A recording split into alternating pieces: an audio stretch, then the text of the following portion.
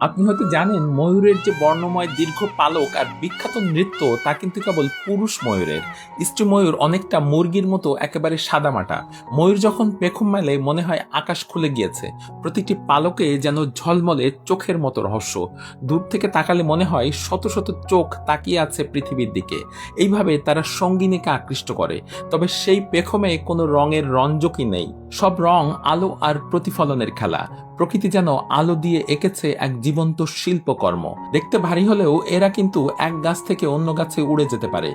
বৃষ্টি নামার আগে যখন সে নাচে, আকাশও যেন থেমে সেই নাচ দেখে। ময়ূরের সে নাচ প্রেমের ভাষা, আনন্দের উৎসব আর বৃষ্টির আগমনী বার্তা।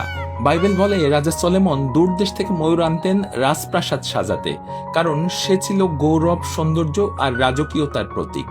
এই মতের লোকেরা বিশ্বাস করেন ময়ূর স্বর্গীয় পাখি, যার সৌন্দর্য কখনো ম্লান হয় না।